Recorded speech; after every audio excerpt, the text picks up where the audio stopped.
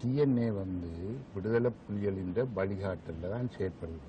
நீங்கள் நினைக்குமா போல அவர்கள் வந்து தனித்தனிய அரசியல் கட்சிகளாக தனித்தனிய ஒரு செயல் திட்டங்களில் செயற்பட இல்லை. நாங்கள் பல தடவை அவர்களை கூப்பிட்டு கதைக்கிறோம்.